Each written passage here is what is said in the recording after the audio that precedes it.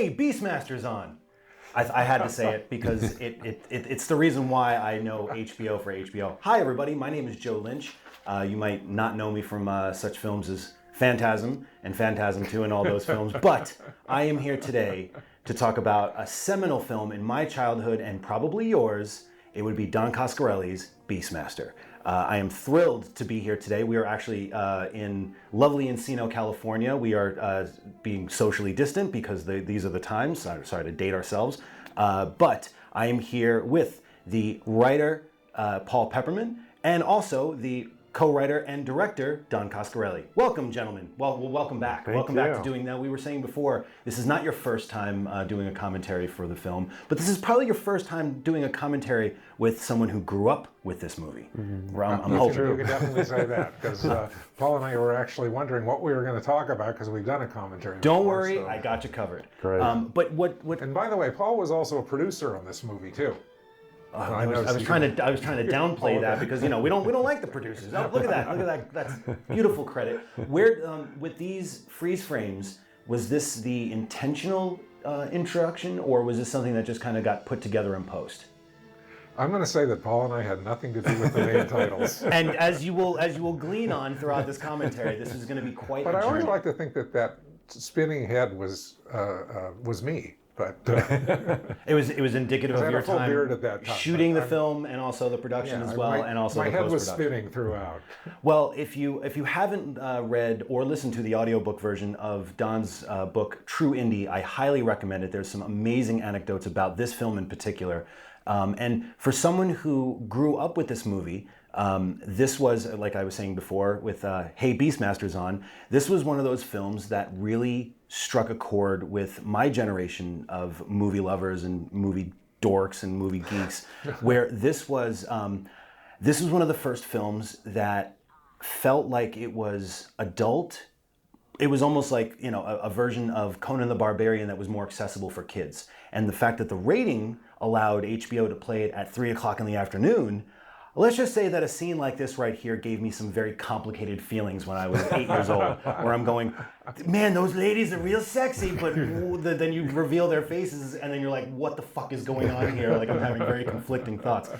Here we have Rip Torn, the illustrious Rip Torn, who at first was not your first choice for this role, correct? That's true. Paul and I had extensive conversations about who we should cast in this movie, and one of the names that came up was Klaus Kinski. Oh my God! Now we didn't get Klaus because of, I think it was a controversy over an additional $5,000 that he needed, which in the scheme of things was pretty small. But the powers that be would not relent, and the budget had to stay the same. And so then Rip was offered, and I know that Paul and I think together had seen the movie Payday, which was one of his great indie films starring Rip. And so it was exciting. Now, Rip was billed as a on-set terror, and there was that was his reputation. Yeah, a lot of concern about me being able to direct, because at that time I think I was 26 years old. 26 years old. Yeah. By the way, can we just take stock in the fact that you were 26 years old when you made this film? That is fucking crazy. Yeah. Like, that blows my mind. Like, most filmmakers, we feel like if we hit 30, we're still a young Turk, like we're just, but the fact that you're coming off of, the success of Phantasm. Well, this was his fourth feature film. Fourth film. But like the fact that you're coming off of Phantasm, which was a huge success, but it was also still in the indie spirit, and then to jump into a much bigger scope, a much bigger world. The world building this film alone is, as much as Phantasm has created its own mythology over the course of a couple films, you're walking into this with a lot of world building that has to be done to make it feel authentic to those sword and sandal films, or even, like I keep thinking of like Burroughs, like early Burroughs work, like John Carter from Mars, and that was really the impetus for this was, what was it, Andre Norton, his book was really just like the spark that started you guys off in this journey together. Yeah, she's when I was in 6th grade, I'd read almost every one of her books. And she had this ability to create worlds, and although her world of the Beastmaster was on distant planets and was completely different, divorced from what Paul and I decided to come up with. But yes, it was a really ambitious project for a couple of 26-year-olds. And I don't think that if we had to make this movie today, I'm not sure Paul and I would have survived. It was literally so difficult. And you hear people talking about how difficult it is making movies. Oh, well, but they're in their trailers and they have all the catering they want. Mm-hmm. This was a really insane movie because we shot 12 weeks, 6-day weeks. When I heard 6-day weeks, and for anyone who doesn't know, when usually films are 5-day weeks, so that you have a day to do your laundry, decompress a little bit, but then also prep for the next day. So in a way, it's almost like you are doing a soft 6-day week if you're doing 5, but you have that extra day off. 6-day weeks is punishing, especially with effects, gags, stunts, fire explosions. We would leave the location at sundown and then go back to the production offices and then work there doing all the stuff that had to be done for next day's production, future production, making decisions, because there's 1,000 questions every hour, as you know. Yeah. It was really incredibly difficult. But at any rate, from the perspective of several decades, it's quite nice to see the film finished and to enjoy some of the stuff that we attempted, certainly. When you look at this film in particular, and we'll obviously discuss some of the trials and tribulations that you had throughout, but when I was growing up, we didn't have the internet. We didn't have IMDb. We didn't have, all the sites that love to do all these dissertations about films and all the problems that it might have had. There weren't as many oral histories about movies like this. And you just kind of accept it. As a kid, you accept it for what it is. And when it's playing on HBO every other fucking day, you start to really glom onto all of the things that you love about this film. Like this cow scene in particular. I want to ask, by the way, were you using blacklight on the set to allow that blue glow? Was there any that was just a liquid itself? A liquid they use for emergency situations and camping. You break it and would illuminate things, and we just would cut them open, pull it out, and put it into tubes. Other jars. Yeah, the stuff that you break off and shake in the emergency stuff. That's what it was. It's by itself. So and back then we didn't have to worry about toxic chemicals. Yes, the actors were just fine. 20 years later, those actors can't talk, of course, but they're fine. But the thing that I'm really interested about, especially with John's cinematography, John Alcott, who was Kubrick's guy, and the fact that you're working with Kubrick's DP on this is insanity. And the fact that you've leveled up. That's how I like to, when you're an indie filmmaker and then you're like, I'm working with Kubrick's guy? The Barry Lyndon dude? What the hell? But when you have a scene like that where you have this striking blue color, what was the choice behind that? Because in a lot of ways, a color like that would almost connote science fiction. So, I know these are the dumb questions that it's I'm an interesting choice. And then there was other things which are a little more subtle that hopefully will come out in this new color-corrected version, which is we had blue fire. We had the special chemical that would have blue fire since she was a witch. That wasn't a photographic effect? No, that was an actual chemical effect. Again, it was before toxic chemicals, so we had nothing to worry about. And then once he kills her, it turns to a red fire, which was something we put a lot of cogitation into, an effort into making that happen. But it was just. But also, you touched on another good point, which we probably can talk about again later. But with Alcott doing the cinematography, and after doing Barry Lyndon, where he lit things by candlelight, here he was lighting by torchlight in all of our interiors. Really? And so these things, there's no really effects. It's him just doing not natural lighting, but torch lighting. Unfortunately, the torches on the walls all had little gas tubes running to them, and so it was not toxic, but you'd blow your nose after a day and blood would come out. And all the soot and everything, kind of like living in the valley right now, as we're all burning to hell. In fact, if you look closely, some of the actors, you can see their nostrils are black from time to time. Hey, Paul, tell us, how did we get John Alcott in this show? Yeah, I'm so curious. We took a lot of meetings and trying to figure out, who would help bring the financing. And one of the guys who'd make movies.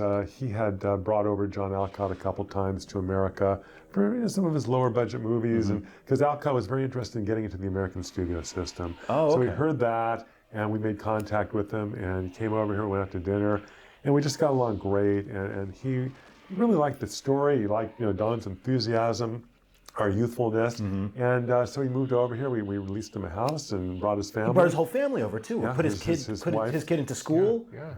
And he was just a fantastic individual. And we, as you said earlier, were so thrilled to be able to just, not that we had time on the set, but occasionally to be able to just tell us a Kubrick story, tell us anything about the Shining. I would just stop the place dead and just be like, just tell us about just tell us about the Steadicam shots or how you did the lighting. You can't help it, but I've been in that position before where I've worked with DPs or worked with artisans who have been in the trenches with some of your favorite filmmakers, and all you want to do is like pause everything and go, all right, tell me what Spielberg was like making this decision here, and they're like, it was one of those days, it was day 42 or whatever.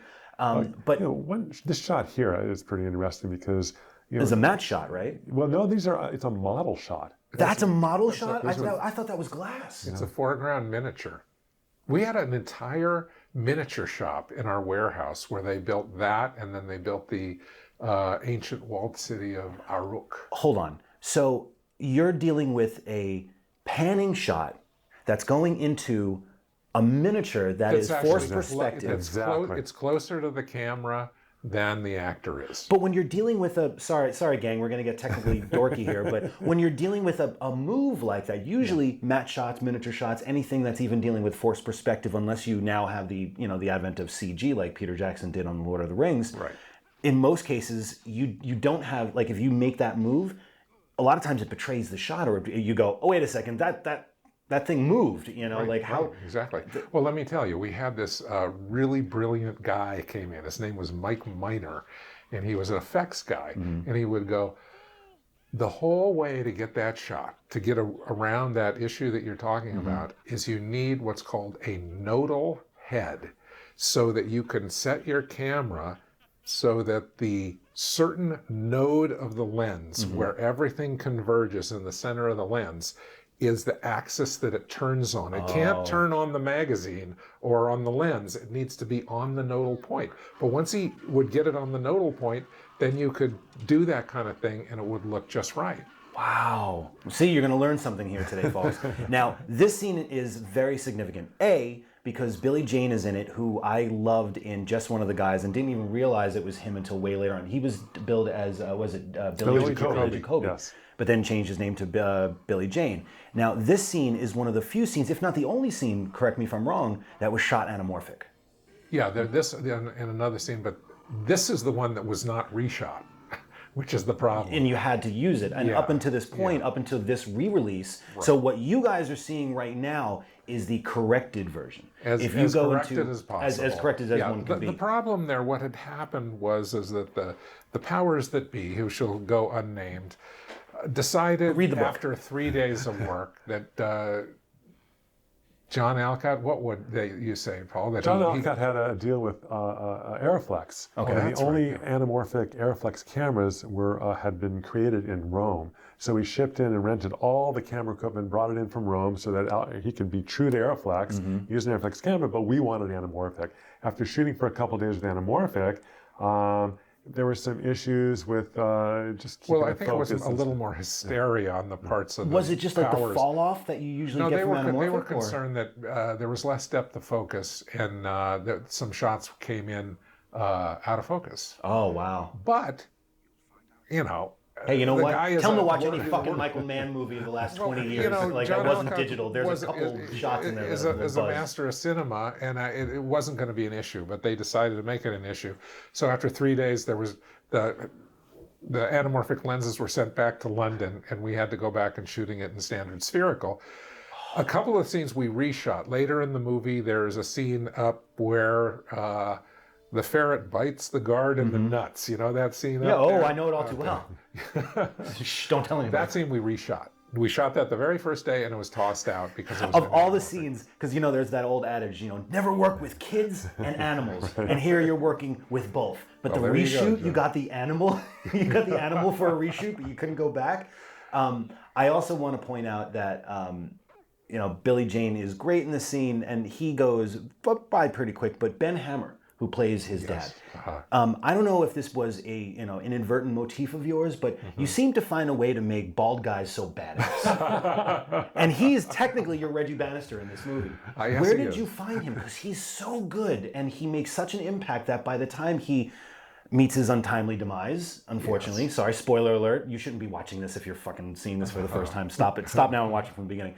But he makes such an impact on this movie where it almost becomes a revenge story if you know like how important these two were to each other, and even the way that Mark interacts with him. But it really was that scene with him and Billy that solidified their bond, and you just fall in love with him. How did you find him? Well, he came in casting, and he just had it. And you know how it is, Joe, being a director yourself. You get that Barton Fink feeling. You're just like, that's the guy. And suddenly it just works. And he had an ability to do that. And thanks for mentioning that scene with him and Billy Jane, because it's really moving, and he handled it so beautifully. I hate that you have like a stick in your craw with that scene, because as a kid, like that was such a pivotal scene, especially when you deal with the bear and you're dealing with the, their relationship. It really is, it's the most important totem for the entire film. It shows that he's got drive. It shows he's got heart. Because in contrast, when you look at Conan, which obviously was a comparable film at the time for you guys, since it came out, your film came out like, what, a month later?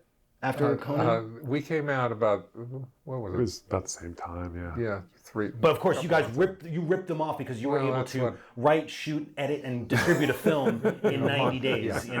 Welcome to the new norm. Yeah, but, no, it's terrible. But back to Ben here. He's terrific. He's kidding, by the way. And not to name drop here, but I went to one Hollywood party in my life, and I was sitting there across from the director, Paul Mazursky. Oh my God.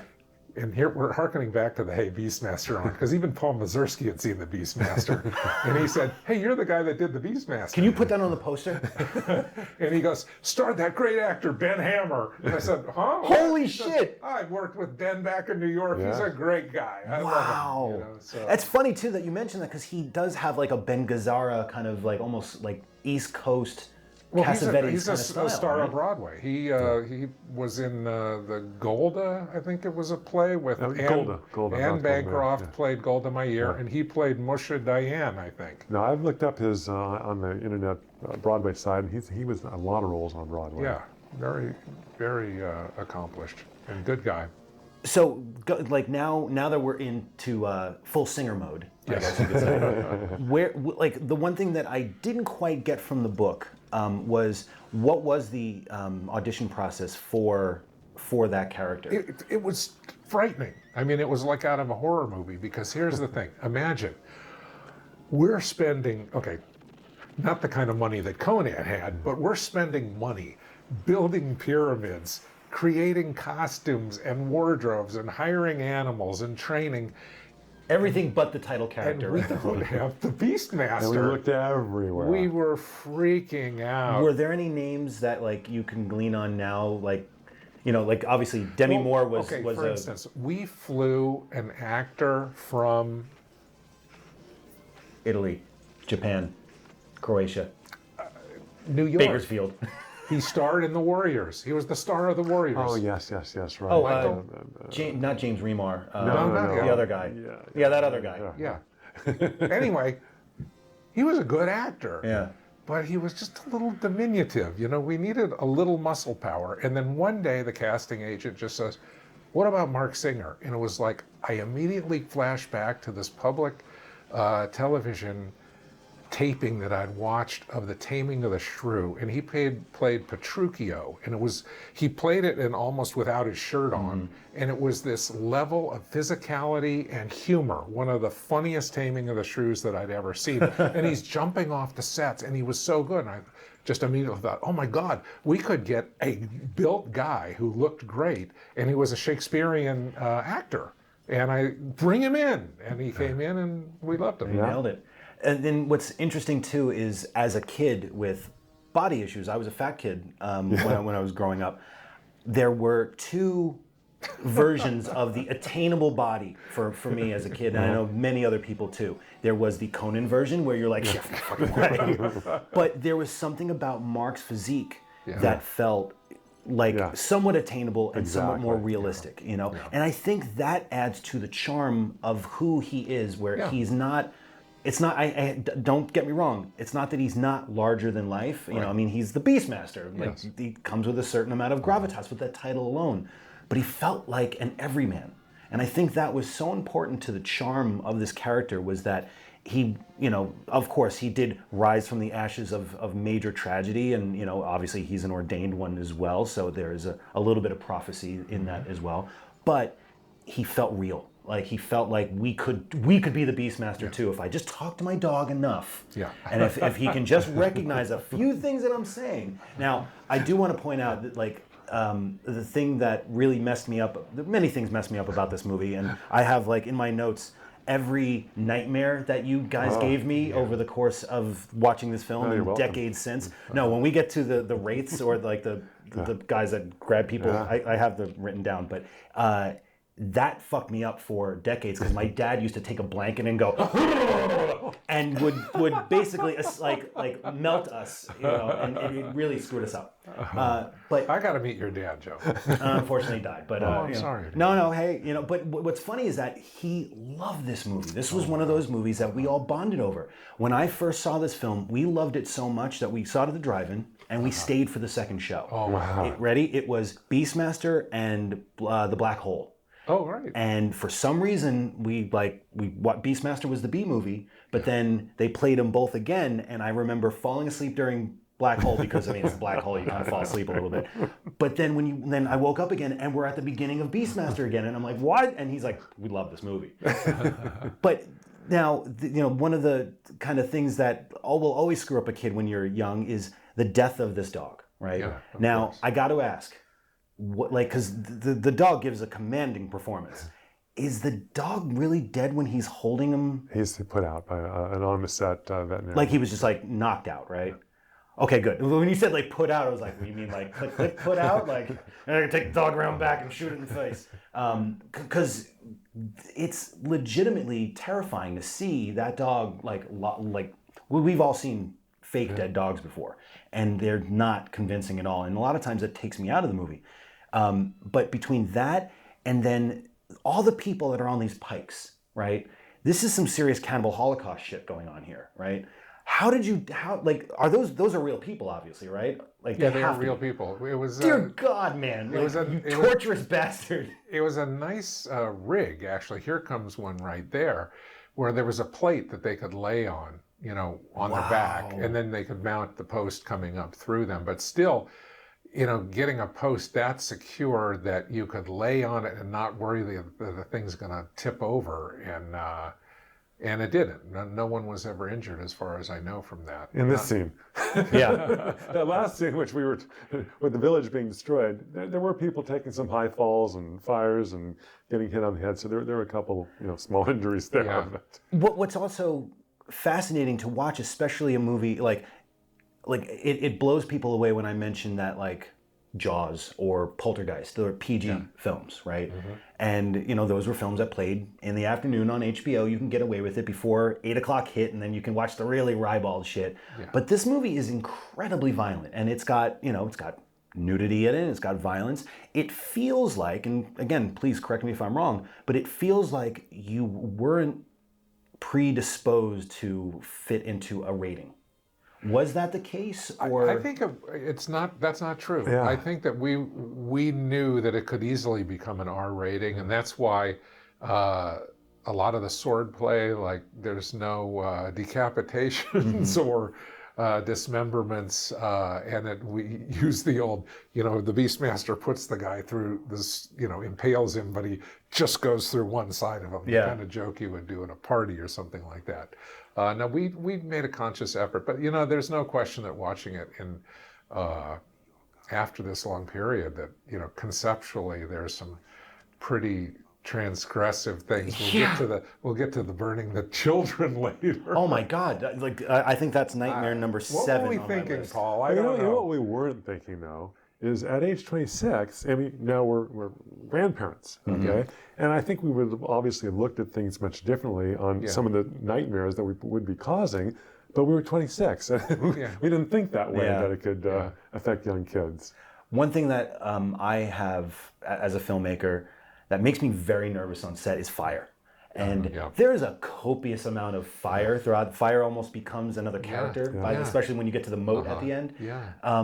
But, you know, Joe, we didn't need to worry about that because on the grip truck, they'd have these blankets of asbestos and you could put one around. I'm serious. Oh, God, really? You could put them around anything to keep it from burning. I hope I didn't inhale any of that stuff. Well, you're still here, so I think we're okay. Don't worry. Just go outside and you'll feel a lot better or worse. In the good old days, they were prepared for anything. A lot of these shots here, where the point of view of the bird flying around. Yes. Helicopter shots, correct? We spent a fortune to get these shots. I can't believe that any like kid now can get nowadays. Now you can buy a drone down the street at Best Buy and get. But however, the thing that there is an immediacy and a vitality to these shots where they're slightly shaky in a way. And they're very shaky because Joel King, the camera operator, is actually hanging outside of he's on his feet are on the strut, and he's I'm sorry, but that sounds incredibly fun. It really does.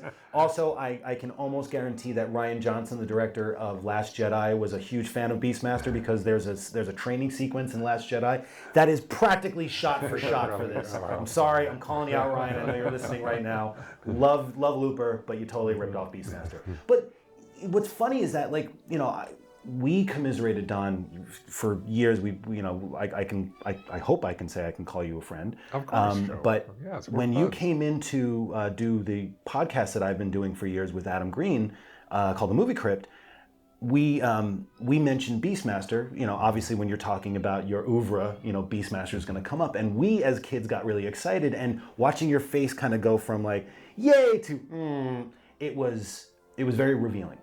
And I was at the time going through a very similar situation with a film that I had done called Knights of Badassdom, which pound for pound sounded exactly like the experience that you had. Yeah.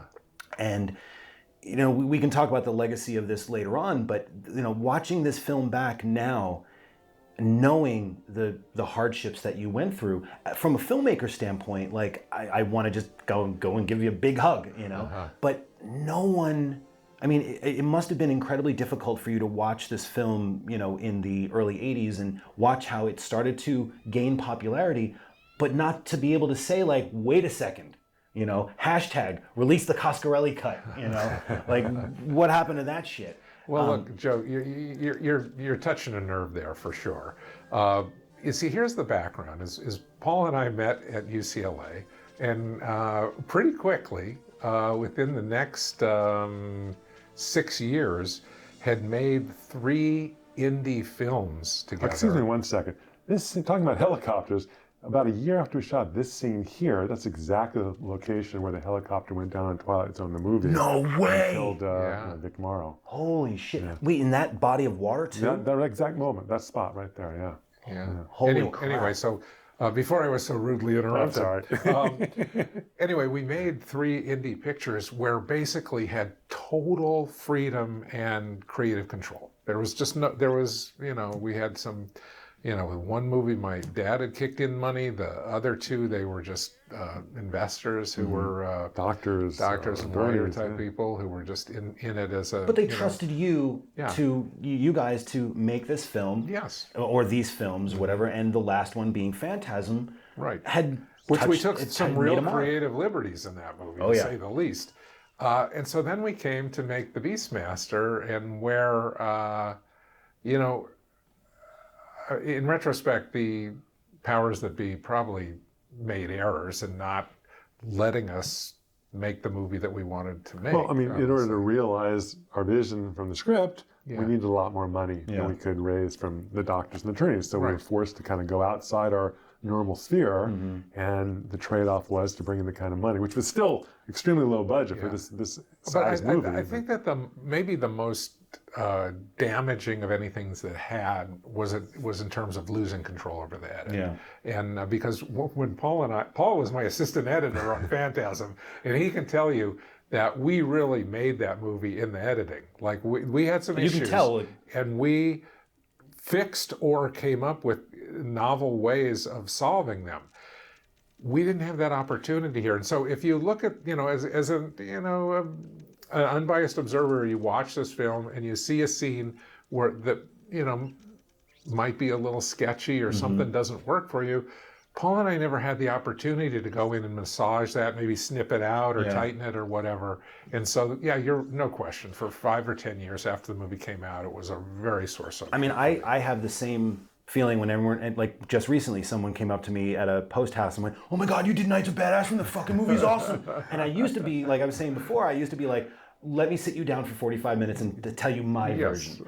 But once you make a film, and this is a very valuable lesson that you taught me, Don, once you make a film, it's not yours anymore. Well, that is It's the audience's. And you could be so proud of that movie and they could hate it, or you could totally hate it and the audience embraces it. So it's kind of a crapshoot in a way. Now, I want to bring up that the editing that you guys did on Phantasm, because we recently screened it like a couple of years ago at the American Cinematheque, the new version of it. And the thing that everyone kept talking about was dream logic, nightmare logic, and a lot of that comes out in the editing.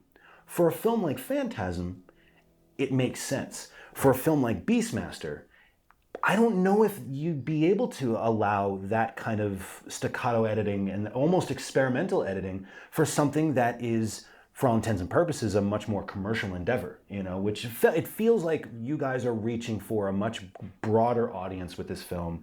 And by doing that, it's almost like you have to relinquish some of those experimental techniques that you might have used, possibly. Not even experimental. I mean, because we didn't really have deadlines with our early movies, especially like Phantasm. You can just play around. Played. We'd go, we'd show a small screening, we'd get feedback. Just take months and months experimenting, trying new things, new cuts. Didn't have that opportunity. Were you in the DGA? Was this the first DGA film that you had done? Or were you in the DGA before that? Oh, no, I was in the DGA. From the very first movie, Phantasm? when we sold to Universal. Oh, okay. We got it to Universal. Because I remember because I did the same thing with Knights, where I'm like, but I have the DGA behind me. And then you go to the DGA and they're like, yeah, well, you can take your name off of it if you want. And I'm like, I don't need another Alan Smithy. Or not that I have any Alan Smithies.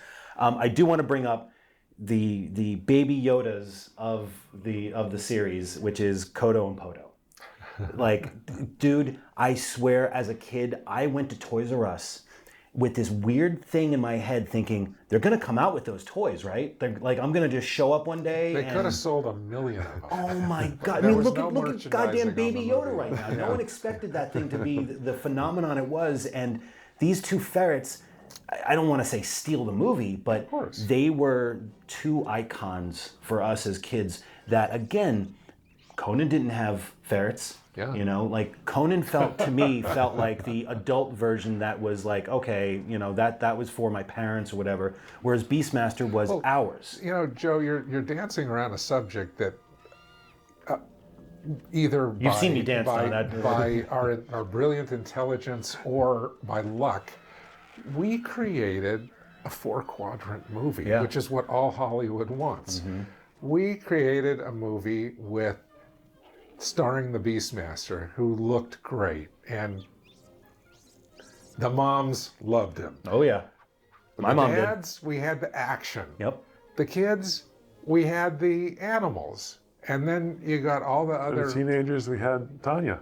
You're goddamn right. So let's just say the kids were pretty appreciative of that quadrant. So as well. I don't know how we did it or wound up, if we had anything to do with it, but we did end up with a movie that could play across all age ranges and genders. Now, all right. So I've only had the opportunity to work with animals a few times. From a filmmaker standpoint, all of these scenes terrify the shit out of me. How were you guys able to, on the schedule that you were on, because it was 72 days, I guess, yes. like around that, not counting any pickups or anything. But still, that's not a lot of time to be able to deal with the amount of animal work that's in the film. Yeah. Well, especially when you're talking about the big cats, everything has to stop. Everything stops, and you literally have to stop. You can't move, and you can't sit. And they make this announcement, the trainers, and then they bring the cat in and get them to the spot to do it. And I think part of it had to do with the fact that Paul and I were young and we weren't. Ignorance is bliss. No, it's absolutely true. But like, and the other thing that keep in mind, like, is in terms of the acting, Mark Singer's just going where the cat goes. He's smart. The cat is going to a shovel full of dead chicken to eat, and Mark runs along. Every time he walks in, you can kind of see Mark then kind of slides in and acts with him. Okay, this is on the 20th Century Fox Ranch out in Malibu. Really? And, Which so is this, now called. Are they there too? Malibu. this is where they shot the Butch Cassidy scene where they jump off No the cliff way! into the water. Holy shit! But there's no water, okay? I mean, it's very little water. So what you have to do is you have to bring a water truck, and there's a pipe at the bottom of the cliff, and you have to pipe the water up to make a waterfall. Then we had to bring a steam truck in to shoot the steam off over the water to get this whole look of the scene. Now, again, on behalf of all kids, both male and female, growing up in the 80s, I want to thank you both for making the decision to have these lovely actors topless. Again, it was a nice surprise when you could finish your homework at 4 o'clock in the afternoon and go, boobies! Like, I'm sorry if I triggered anybody, but this was a good time to be a kid. Because there wasn't the restriction of like, oh, well, you can only show one boob and you can get a PG-13 maybe. You can get one fuck and one boob and that's it. But here, Joe, you're reading too crass. We were using Escher as our influence and trying to mimic some of his great art, and that's what that was. that sounds a lot more elegant than how I saw By it. the way, that water, to Tanya's a credit, the water was freezing. This is I can winter imagine. time, Holy crap. and you can't see her face as she's swimming backwards, but we have some outtakes, but she's like screaming, swearing how cold it is, please get me out of here. But she pulls it together. As she starts to stand up, she stops, gets the look on, turns around and walks off. Now, originally, you guys were lobbying for some unknown actress named Demi Moore, right? Who was pretty much unknown at the time. Yeah, Because she had only done like what, Grizzly maybe? She was on General Hospital That's at that right. point. Yeah, our location manager, Dan Peterson, knew her husband and said, oh, I know this guy's a rocker, and his wife, they just got married, and she's 18, and she's getting into film. And sure, bring her down. And we liked her. We wanted to hire her. Thought she was terrific. But her voice was considered too smoky or whatever, or Paul heard that one. I forgot how that one went. We had her back a few times. We were sold on her. We wanted her. The gentleman who was controlling the finances, he said that he had talked to some sound engineers and her voice was too gravelly. The microphone wouldn't pick it get up. out of here! Yeah. Oh my And god! so what are you talking about? So he wouldn't use her. Wow. But at the same time, then you guys, found Tanya, and the thing that I found interesting about this, watching it again, is that, like, I don't know if you guys have noticed this, but there's a lot of people, both filmmakers, non-filmmakers, whatever, who are watching films, and they're taking today's morals and today's vantage points and thrusting them on films that were, back in the day, not considered controversial, or like someone a couple months ago was trying to cancel Blazing Saddles. You're just like, no, what are you, crazy? So sexual politics and gender politics have obviously changed. The problem is that these films are time capsules. They're timestamps for an era that was when they were made. What I love about the chemistry between these two is fucking great. Like, again, I'm seeing it just from a fan perspective. How are they like on set? Because they clearly, there's a chemistry between them on screen. Well, look, they're both worked really hard in their roles. Mark took that sword and he spent weeks getting proficient with that and spending time with the animals. And Tanya wanted to do all of her own stunts. Everyone was very invested. She seemed like, I remember hearing about in the tarp, with the moat scene, she wanted to kind of be part of that action scene, which she ended up being like an integral part of that, because that kind of starts the fire. That's right. She wanted to be in on that. But I don't know that they had the warmest relationship. Do you remember, Paul? They, had issues with kind of scene stealing. Interesting. Yeah, they were always trying to one-up each other, and it was, a fun professional basis, but, they were both beautiful. But like, what's interesting is that first scene right there, where they're playing off of each other back and forth. It reminds me of those scenes in the Millennium Falcon in He's another Empire. miniature, by the way. That's amazing. I can't believe these are miniatures. I swear I thought that It's was just glass up the whole time. on an arm over the, in front of the camera, so it looks like it's up on the cliff. All right, so oh boy, this is rough. I can't watch the scene. Oh, come on, Joe. This gave me so many nightmares. You don't even know. And I knew about this movie before I knew that you directed Phantasm. So I mean, again, I was 7 at the time. I didn't know. I didn't know about Phantasm yet. I didn't read Fango. I only knew about Phantasm. I think maybe a year or two before Phantasm 2 came out. That's when I really discovered it. But I was one of those few kids who went from the director of Beastmaster? I couldn't believe that he had made a horror film. And then at the same time, I immediately went, well, that makes total sense, because there's so many scenes in this film, especially coming up, that feel like they were crafted by someone who knows the horror genre. And I hate to say it, but if you're going to take another comparison to Conan the Barbarian, John Milius doesn't know how to make a horror movie. He knows how to make a surfing movie, but he doesn't know how to make a horror movie. And I'm sorry, that's just my perspective. Whereas this scene here in someone else's hands, I don't think would have been as potent where it needed to be, because these wraiths are absolutely terrifying. They gave, and like I was saying before, my dad would throw on the blanket and grab us and go, and then supposedly our bones would fall to the ground and everything. And it was one of those things that has just stuck in my head for the longest time. What was the impetus for these characters? Well, because did it come from a design first, or did it come from the story? It came from a couple of things. Number one, there was something in the Andre Norton book about the Beastmaster meeting a tribe of people who worshipped birds. Okay, and he had an eagle, so there was something there. But I think our idea was to come up with something that was really, they were more creature-like. Because please remember, after making Phantasm with really limited makeup effects budgets, here was our chance to really hire a real crew and do something good. And I think we wanted to do that. We also got some great assistance from a terrific illustrator named Nikita Natz, who had done the first illustration of what these guys would look like. Like a conceptual artist. Yeah, and he really nailed it.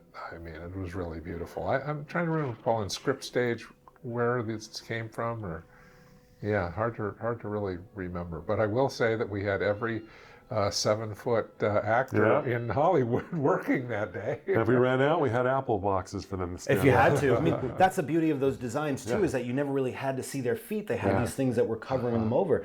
I want to ask really quick, the shot of the POV shot that kind of went through those testicle things that are hanging from the tree. How was that achieved? Was that on a track? It was a crane. So we had just a crane going through? Able to get one of the smaller cranes that could fit on stage, and it actually had a cameraman riding on it. It's not like nowadays where you can just put the camera on it. So there was probably Joel King, the second unit photographer, and he came in there. And I remember specifically talking to him about trying to make the movement look like bird flight. So he was doing a lot of that, on top of the crane, putting some English into it. But again, if this was done today, and that's the thing that I think is beautiful about the way that this film has sustained itself for decades, is that you can go back in this film and see there are stakes involved when you have a live animal running with your star. Nowadays, that would be CG. And something like this But Joe, just in that sequence, for instance, let's just break it down for the amount of challenge and pressure for the filmmakers to pull off. Okay, you've got to create this look of the big bird guys, which is a whole makeup type thing. You've got to create some sort of a dissolving effect, which is another second type of thing. You got to have this heads in the water. You got this other guy, and you got to build this big set and figure out how to shoot the whole thing. And then you got to bring a tiger into the mix. Oh my God. So you're when you take all those levels, and it was every day we would have a challenge, it wouldn't just be one thing, it would be multiple. And let's also get into some of the restrictions of making this movie, which still sting, which is, what's it like, Joe, when you show up, 2 weeks of pre-production left, and you've been planning the whole thing. Paul's going to stop me. That's another foreground miniature. Oh my God! And the way that we got the With the real pyramid in the background. Wait, oh really? no. No. Right. What it is a smoke pot. Right. Was like 300 yards away, but aimed so that the smoke would come up through the miniature to make it look. That's alive. true. But when you have a tangible element like that immediately sells it. Yes. Just by because if you didn't, obviously you'd be like, eh. But when you see that little bit of plume of smoke, you go, oh, that's there. I never knew that. Wow. Yeah, no, really something. But anyway, I was just prattling on about how difficult this stuff. But I wanted to tell you one other thing, and you can watch as you go through it, because in addition to the grand sets, which we're going to show right now, we had restrictions where, like a week or two before shooting, the social worker came and say, oh, the boy, the star, the young king, he can't be in any scenes with the tiger. Or if he is, the tiger's going to have to be cabled down. With a plexiglass window between the two of them. Like what they did with Raiders of the Lost Ark with the snakes and stuff. And this beautiful scene, by the way, of the moat, we actually built that up on a hill for this vista, and it didn't work up there because it was too windy. So then we had to do the rest of the scene down in the lowlands. When you were coming up with the production design of this, obviously this is a huge endeavor. You can't, like, it's not a mausoleum, which obviously you made famous in Phantasm. You have to create towns and villages and cities and castles and fucking temples. Still to this day, that temple makes me so nervous, the way that, because reading the book, if you want that temple to be up that vertical, your steps are only going to be so tall or whatever, and having to get the right Beastmaster that's going to be able to almost do a Gene Kelly going up that thing, where it's got to sidestep the whole way, like da-da-da-da-da-da-da. It's daunting. But Joe, to make it even more complicated, is for our limited budget to build a pyramid like that. And I also always practical pyramid. I always had this vision that there would be cliffs behind it, so that it gave the motivation of when the horde came, the people were trapped. Okay, we needed to find a location that had those cliffs, but we also needed was a small hill of the right proportions, which we could use to build the pyramid around, because we couldn't build an entire pyramid. It would cost way too much in work and wood and construction time. So Paul, and with Roberto Quezada, our terrific production supervisor, they found this property out in Simi Valley, and it had everything we needed. Yeah, Union Oil land, and we just rented it and just got to do, blow up moats and build pyramids against hills and just do everything, all the outside I think we got stuff. the whole place for $1,000 a month. What? For 10 months, $10,000 we got the run of it. Wow. Can I have his number? Because I am kind of remaking Beastmaster. I think they're close to filming now. What's interesting too is thinking about, everybody, at least in the last 30 years, knows the name Beastmaster. They know the film. They might not know all the installments. They might know this movie, but it's part of pop culture at this point. So I'm sure. Oh God, sorry. This Rip Torn killing a kid like this. You guys are sadistic. Because Rip Torn for me was Artie from Larry Sanders, or the guy from from He's Defending Your a Life. very talented actor. Super talented guy, but he there was a sense of zen and calm to his later roles that when you go back to this one, you're like, oh my God, he's truly terrifying, and it's not just his eyebrows. What was it like? What was it like working with Rip? Well, again, everyone, including myself, was a little concerned about everything that we'd heard about Rip. He showed up and he treated me really respectful. Paul and I got along with the guy great.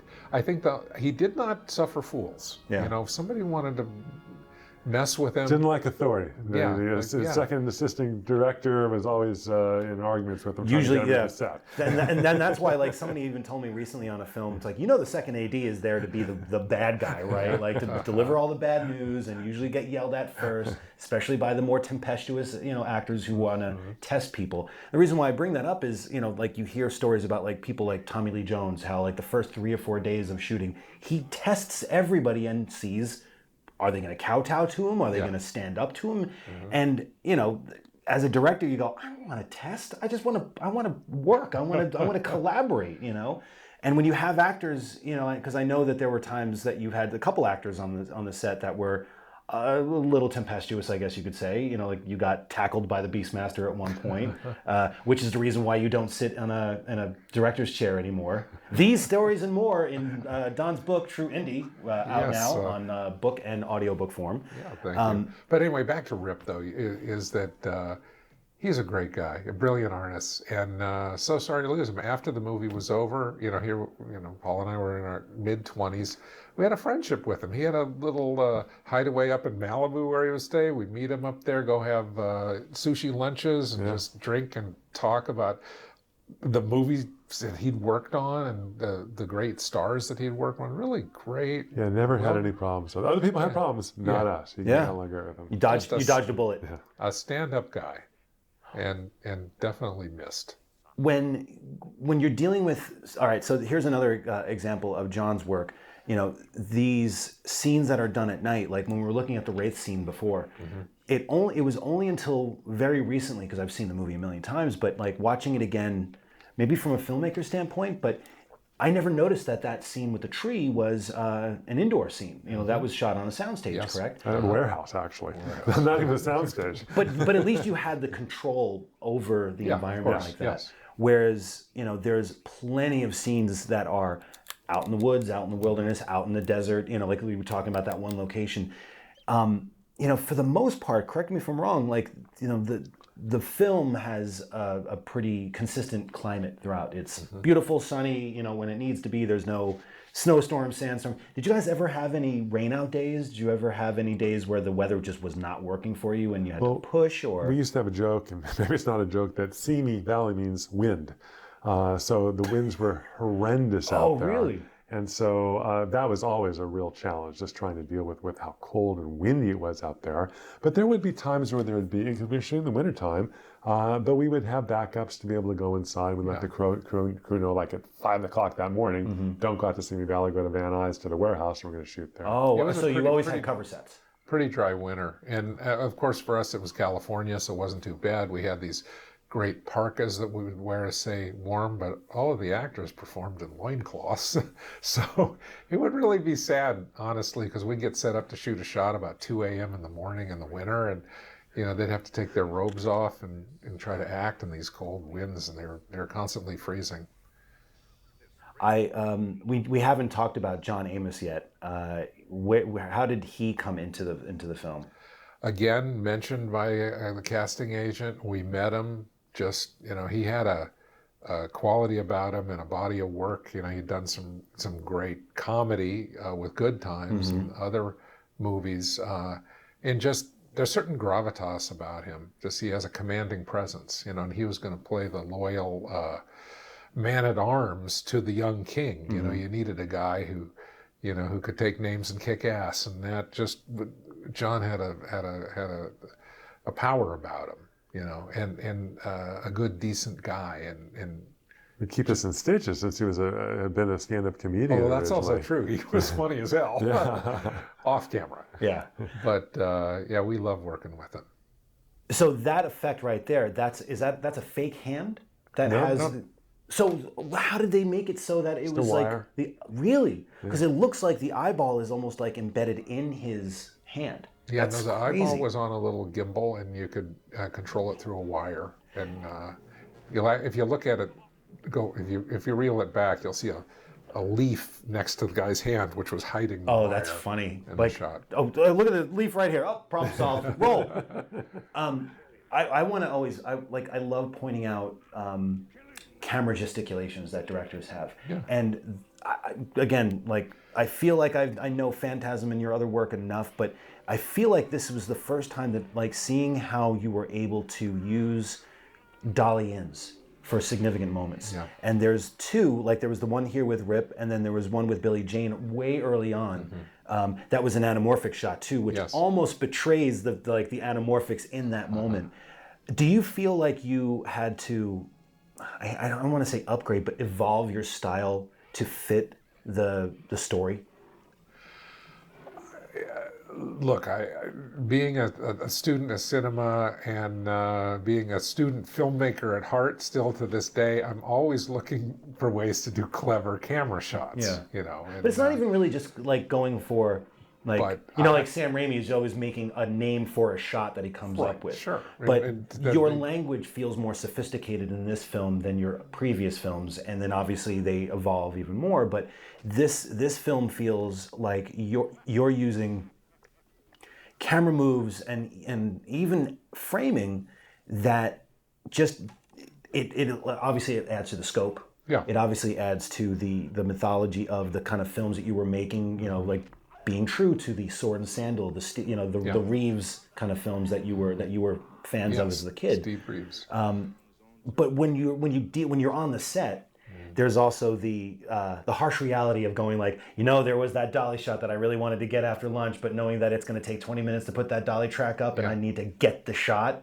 Yeah. I'm sorry, but the synchronicity on the pole. They practiced that over and over again, the two of them. That was cute. It's something creepy about it too. I don't know. It's because we don't know. Well, who it's these almost like a characters mind are. meld thing where it's Yeah. like, are they of the same mind Yeah, in a way? yeah. And there's so much, I guess, telekinesis or whatever. Like there's so much mind melding in this film already. It's almost in the language of the story that you kind of go, yeah. Like, they don't have to explain it. Everyone's kind of connected in one way or another because it's magic, right? Magic. Was there anything when you look back at this film? Was there anything that you feel you weren't able to get, whether it was time or money, that that could have really helped the story visually? Well, I don't know about. I'll tell you. There's an entire sequence which was cut out that explains because the end of the movie is all based around this explosion of the tar moat around the wall of the city. Which I'm sorry, but after you see, we'll get to it. To that. But the point is that early on we shot most of a scene. We had a night scene in Dar's village with the Ben Hammer character, and in this, I guess our thinking is that in this area there was a lot of free flowing oil and tar because we're in many hundreds of thousands of years ago would be the idea. In any case, that his town had created this rite of passage where they would basically light a fuse to this pool of tar, and all the young men bucks, of the village, they would have to go on like a triathlete's race, and the final bit of it was that they needed to get climb across this log before this little tar pool exploded. And we shot this entire sequence, including the explosion, with a stuntman who actually came up with Steve Boyum. Yeah. Really, He was your stunt coordinator, yes. correct? stunt coordinator, but he was far-ranging and was working with the chemists, again, before there was any toxic chemicals, to create this explosion using a chemical that would be cooler than regular fire. But it was still fire, but instead of going, instantly going up to 1,000 degrees, it would only go up to 300 degrees. Oh, thank God. And if they could put the Zell gel on them, they could. Anyway, we shot a sequence with these guys where it exploded. And it was a really cool scene, and we had Ben Hammer as the dad, and he's cheering on his son, hoping he'll make it, because if you don't make it, you die. Yeah. That was basically the idea. And there's a little precursor of his animal abilities, because in the scene, the Beastmaster, or one of the other, getting way off in the weeds here, but one of the guys is slow, and Beastmaster is helping him across the moat, and his dog goes over and tries to urinate on the fuse before it lights up the thing. So it was a pretty cool scene, and we shot most of it, but the powers that be were editing the movie, and they said, no, we were not going to let you finish shooting the Was it a situation where it was incomplete and it was marked down as incomplete, but then there was the idea? It was missing the a couple shots. insert shots, some insert shots. But was there, because, man, starting to get PTSD here, there was the, don't worry, you'll have your insert day after. Right, yeah. No. I had that on the last film I had where the last day, and I'm being told, don't worry, of course we're going to do an inserts day. What are you, crazy? What are we, stupid? And then 6 weeks later, they're going, what are you, crazy? An inserts day? There's no budget for that. There's no budget for that. You're nuts. That would be a horrible betrayal. And I'm sorry you had to go through that. That is horrible. It sucks, but at the same time, like, that scene sounded really cool. Yeah. But to have, like, the reason why that doesn't get out to audiences is like 3 shots, 3 insert shots, or however many it was going to take. Just decisions were made that are outside of our control, and I think again, that was. If we were doing it the regular way we had done the other movies, we would have been able to take the time to make it work. So we'd cut some other things to get those shots in there, but we didn't have that luxury on this one. How long did you have to edit? Did you have the DGA like 10-week allotment? I think it was 6 weeks back then, and yeah, we had the 6 weeks, and then on the 7th day of the 6th week, I was. Isn't that always the fucking way? Like, it's crazy. Yeah. On the last movie I did, where like I was told you got 10 weeks, and they don't have to bother you at all, and then 2 weeks in, one of the producers, who happened to also be the star, was like, "I'm coming in to see the movie," and but I got to admit, there's a little bit of a pleasure going like, "No, you're not." Like, and if you want to talk about it, call the DGA. Yeah. But then the fear of when the day comes where you're on that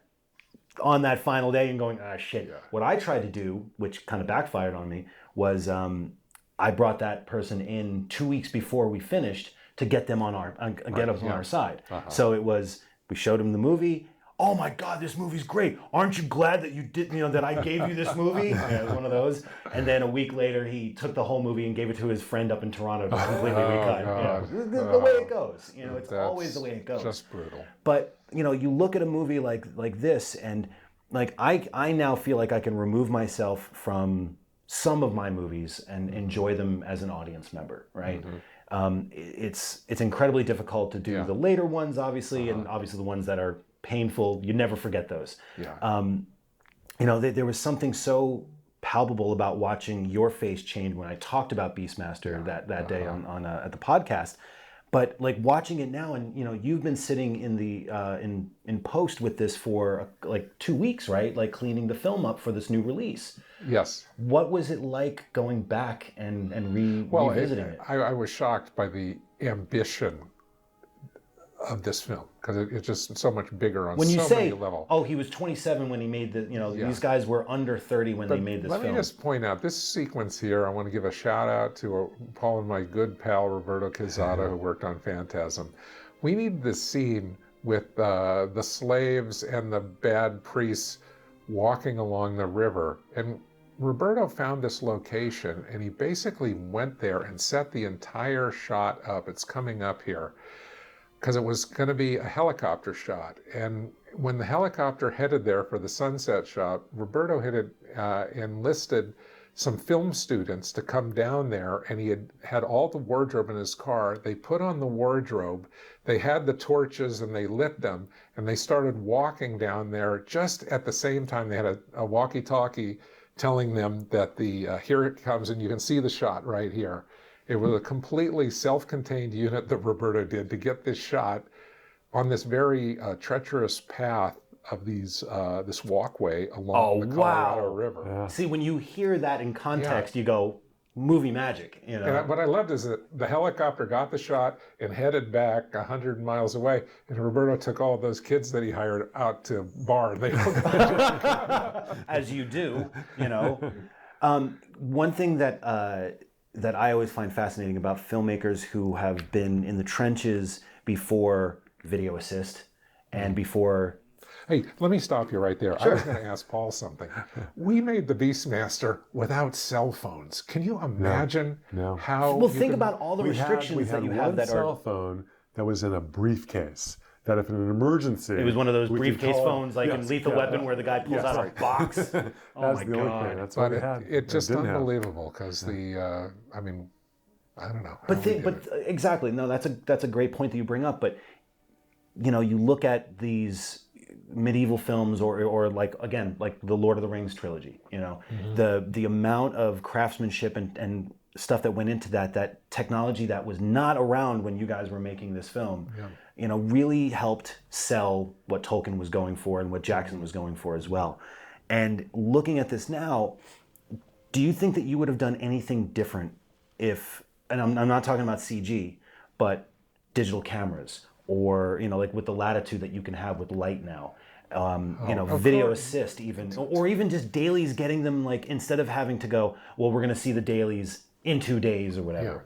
Like, is there anything that you would augment now, going, oh man, I wish I had those kind of lenses that I have access to now, or a steady cam? Well, the funny part is that now with digital cinema, they're all using the vintage lenses that we used back then, because that Zeiss glass is quite prized now.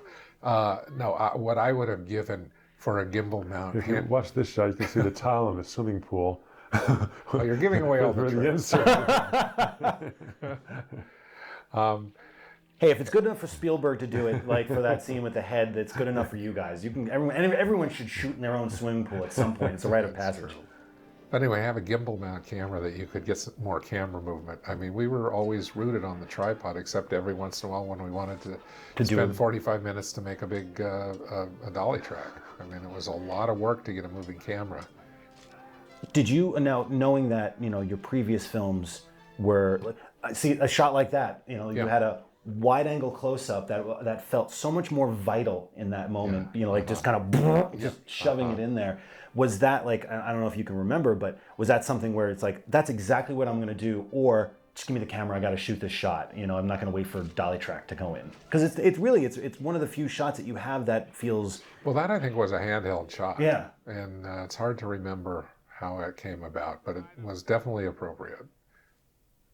Not taking anything away from Don's directorial skills, but as we talked about the 12 6-day weeks, part of our job is just surviving through the day. Yeah. With people running up to him once again, 100 times an hour.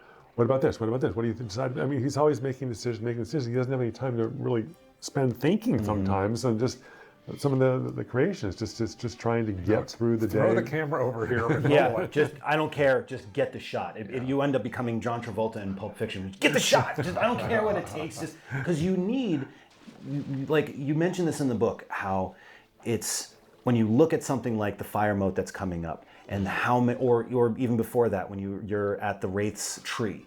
And there are so many components and components on components. Oh, and then throw in a tiger as well. Throw in a live animal who does not take direction well.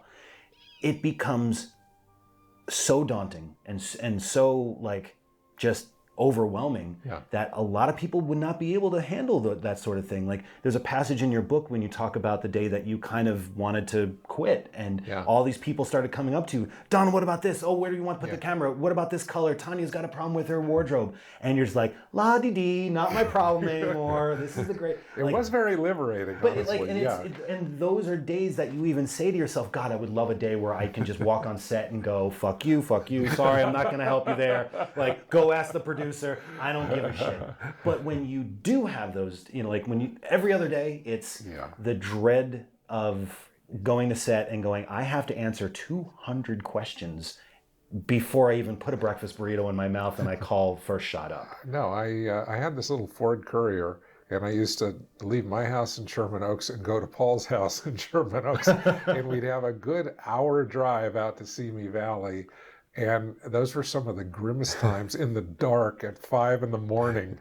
to arrive and not knowing what problems were going to face us that day. It was hard to find a lot of joy during the shooting, which is too bad, because now that I look back on the movie, there's so much cool stuff. The old, Orson Welles, I think it was his quote about it being the biggest train set a kid could ever have. I mean, we had a lot, even though... From the outside world, yes. But when you're actually conducting that train set and everything keeps breaking down and someone forgets a car and, the weather is screwed up and things that are completely out of your control, but you still have to come up with an idea for it, or you have to, make lemonade out of lemons. But the other thing is we also can't forget is that there is this thing of serendipity, that every once in a while, everything lines up and you get magic. Like, I was going to say we'll stop for another miniature shot here. I was going to say there's a shot in the attack on the little village where basically in the middle of the attack, we have a shot of one of those elevated huts falling over. Okay, it was all built. You know, we only had one or two of those because there were supposed to be dozens of them, and we shot it with miniature to make it look like there were more.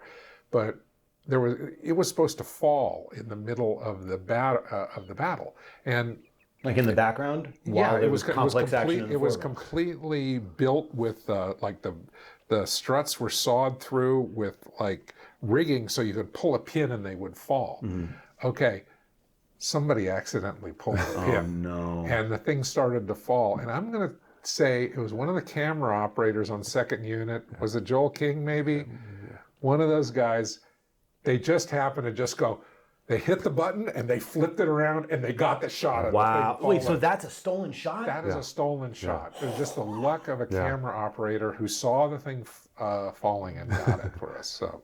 How did you do the cauldron effect? Was that just a rippled piece of fabric that had like a green screen mat on it? There or? was some kind of fabric in there, but God knows I think it's mostly an optical. some of the optical effects were pretty darn crude in this movie. And See, right here, you can't really tell, but this is so windy. And there's some outtakes we have of some Just of the look at Mark's actors, nipples. some of the actors, skirts, etc., just kind of flying up. Well, you can see with the hair. Just how windy. These are not fans. This is the actual, just what we're dealing with.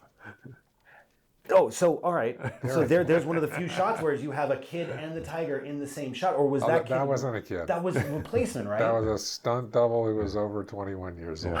Yes. Yeah. No. Now They were on again, set. you'd never the know. workers on set, so you have to, you need to play by the rules. Yeah. But most of the time, that particular performer didn't do much. You know, he would walk or he would stand. So anytime that there was an integration of tiger and kid actor, the young king, look very closely because there's likely not going to be a lot of action going on in the background. Unfortunately, that's the truth. Yeah. So Don, I'm wondering, what are your S&M fetishes? Because these guys look like were you into Iron Maiden at all? Well, it's funny that you bring metal? this up because I think that's where the manufacturer of those studded gloves, it came from some S&M shop in West Hollywood, is my recollection. Rob Halford's in there somewhere, I'm sure. Yeah. Where did... Again, the thing that I kept coming up with when I was thinking of questions is there's so many moments in this film that are nightmare inducers, right? Yeah.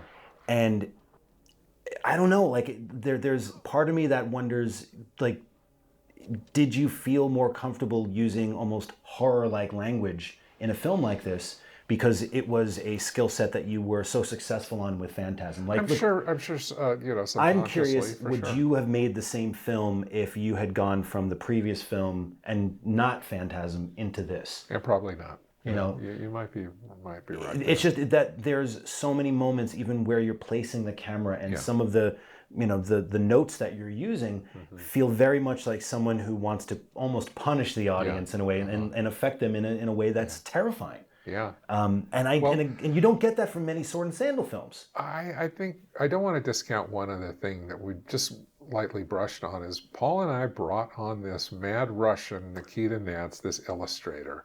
And some of these scenes, we weren't exactly sure where we were going with them, and he became a real collaborator with us. Like a scene like here with this overhead out shot. and he would do sketches and go, oh, not like that, oh, but maybe, and sometimes he'd come through with a breakthrough. He was a really talented guy. He's no longer with us, and was a close collaborator of Robert Towne and Steve McQueen was a pal of his. So before that, though, were you on Phantasm in your previous films? Were you using boards a lot or using concept art a lot? I was using my little thumbnail stick figures. Well, that's what I'm used to. And I'd go, "Hey, Paul, we're going to do this," and he'd go, huh, "What's he doing?" Because my. But some of the concepts in this, I think, far surpass a result of just doing a couple stick figures. Of course. So this is a ceramic factory, a giant kiln that we shot inside to get that look, and that's where they would, fire up all the. Yeah, it's rare, to have a standing building in Los Angeles that you go into and look like it's from medieval times. And we lucked out there. See, the early 80s was a bad time for anybody who had a fear of sticking worms in ears, because if you remember, Wrath of Khan came out around the That same was time after. too. No, that was much after this. That's movie. what I'm saying. Like, Yeah. so I say, again, That's what we Beastmaster saw. influences When Nick we saw Meyer. the movie, we were going, what the heck? Yeah. They just took that from us. But at least you guys had the glowing version. And you can say to Stuart Gordon, rest in peace, like, oh, he totally grabbed the green goo from Beastmaster. I'm just saying it right now. Sorry, Stuart. I don't think he did. No, of course not. But like, it's funny how you can use things like that, like the glow stick gel. Yeah. And it completely works in a world like this, just because of the magic that you guys have established in terms of the theme, in terms of the tone. Also the crazy stuff there, because to get those glowing eyes meant that the actor was blind. So Wait, what do you mean? He could never see. So there were like reflective orbs in front of him? No, there were little vessels that they could pour the green non-toxic liquid into, and then it would glow green, but they covered his eyes, so when he would run, they'd line him up and So say, essentially, okay, these dudes are blind. the dude is blind. Well, the actor is performing without being able to see where That's he's hitting. nuts! With people, with this, I think the stunt coordinator is yelling him instructions. as Left, he's left, running. right. Go ahead. Don't hit the director. Yes. Which, as it gets more intense later, that's something to marvel at, truly. But you can see some of these sets like that. We've got these staircases, and then this leads into quite a lovely set that Conrad designed with some of Nikita Natz's influences. What was the closest set to the concept design to when you guys stepped on set and went, oh my God? Oh, I think this one here? coming up when they go down in there probably. And, the pyramid was a close second, because I had seen this photo of the pyramids in Guatemala in Tikal, and I said, Conrad, build me a pyramid like that, and he did. This shot right here where his adversary is right around the corner, and you use a wide angle for that insert that that kind of streams in. Do you and I've noticed in your later films you've employed wide angle lenses a lot more, whereas I don't think you used them as much early on. Do you have a preference for lens that you like? No, I love using wide angle lenses. Absolutely. That particular scene you're talking about, Joe, as I'm sure you can appreciate, is it's one of those things where you get there and you're just thinking, oh, this is kind of dead. There's a guy behind a wall, and you got to put some kind of something to it. And all I could think of was, well, let's move the camera, and that didn't do anything. It was just sitting there. And then I think I just asked him for the widest lens he had and get in and then do that. And it's interesting how that one shot adds some more stakes to it than you'd almost expect. That certainly was the idea, definitely.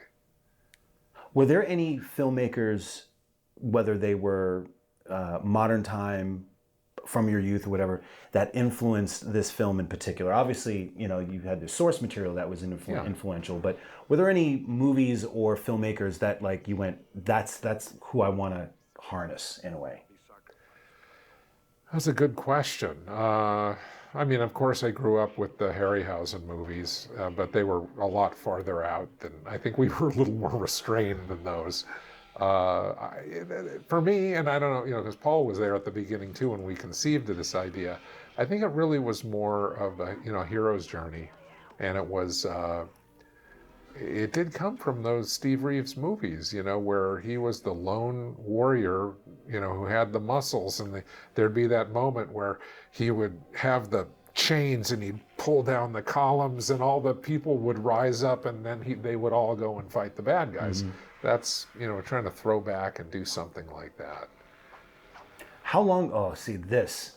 And that's just she's got a harness with a cable, and there's a little hole there that they're pulling her along. There's no special effects other than good stunt work. Okay, all right. So which came first? The necessity to have, that's such a great moment. Oh, the twist! Therein lies the twist. But like you look at an effect like that, and obviously the set benefited it because you had the grooves. Yeah. And so which came first? The necessity to have the person, obviously. No, it was built in from the beginning. She was going to climb the ceiling, so the set was built for that gag. To accommodate her going definitely. across. How long, like one of the things that I've always noticed that I really appreciate, and we saw it in the training scene, but Mark knows how to wield the hell out of that sword. Oh yeah, What was his training like? Because he was cast pretty like pretty late in the game, correct? Well, you know, we did have a sword master at one time, and I don't know how much he worked with Mark, though. Do you remember? Well, I mean, Mark, of course, not of course, but he had done a lot of Shakespeare, and so he did have training with fencing, etc. But this is a whole different thing with the weight of the sword, and he had a body that could actually physically, work with it, and he practiced a lot. He really did. Just so he really looked so comfortable. You could almost like say like you're shooting some other scene, and then if the camera just kind of went over there, you'd see Mark like in the background he swinging it around. Yeah, you wouldn't want to get too close. But Paul here was a fencing champion in college at UCLA, so I'm sure you gave Mark some tips, right? Of course. Now, the ferrets you saw running down the hallway, we actually had, the animal trainers had 12 ferrets that they trained, and like 2 were trained to run left, 2 to the right. Because you can't train ferrets, right? Yeah, they train them with food and clickers and buzzers and stuff, but not much. That's why they had one thing. You run left, you run right. You have one job, yes, ferret. That's all. And then, okay, throw me another ferret, and then throw in a ferret that ran right. The level of animal work in this is both exciting. As a kid, when you watch it, you go, they're really, those are animals are on the set. Whereas now, like my kids just recently watched Lion King, and I know that they could tell that there was nothing real on that set. Or Jungle Book, that was the one that we watched before. Because at least you have a real kid, but they're surrounded by a completely CG environment. And animals that look as photorealistic as you can possibly render. Yeah, pretty amazing. But it's amazing, but the stakes are lowered because there's no real danger on set. I think that there was maybe 60 or 70 years of films that had come out where the audience knows enough acumen about the process of filmmaking to know that was probably dangerous. Mark Singer is running behind the animal for a reason. The final moment when the ferret and the tiger kiss, which we get to, there was some palpable fear and there was. Oh yes. What is it?